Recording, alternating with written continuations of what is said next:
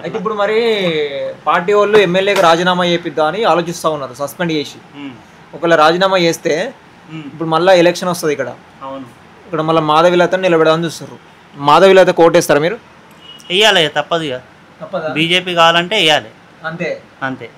ఇవ్వాలని ఉండని, బీజేపీలో ఎవరన్నా ఉండని అట్లా. ఓకే, కంపల్సరీ బీజేపీకి ఇస్తారు. రాజాసింగ్ కూడా నిల్చుంటాడు కదా మళ్ళీ. నిల్చుంటే ఇక ఏం చేస్తాం చెప్పు. బీజేపీ టికెట్ కావాలంటే రావాలి, సీట్ రావాలి, అంతే. హోల్ సిటీలో సీట్ రావాలి, అంతే అంతే ఇక అంతే.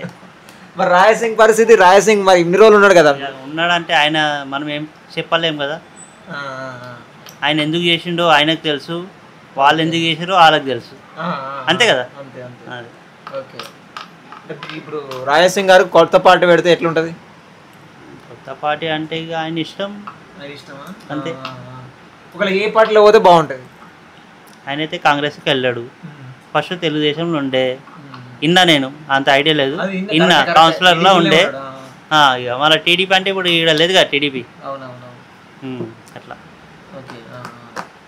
మరి కొత్త అధ్యక్షుని నియమించారు వాళ్ళు, రామచంద్రరావు అని చెప్పేసి.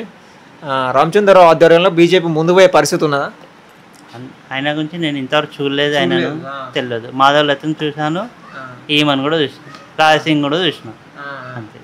వాళ్ళిద్దరిలో వాళ్ళు వస్తే సీట్ కావాలి ముఖ్యం, మనకు సీట్ ముఖ్యం, అంతే. అయితే మీకు లోకల్ ఎట్లా మీకు అందుబాటులో ఉంటాడు రాజసింగ్? వస్తుంటాడు, అట్లా ఏం లేదు, వస్తుంటాడు, పోతుంటాడు.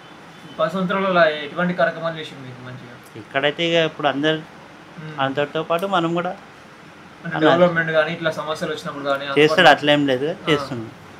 వినాయక చవితి అప్పుడు వస్తాడు, జూలూస్లో వస్తాడు, మొన్న వీటో మందిలో వచ్చినాడు.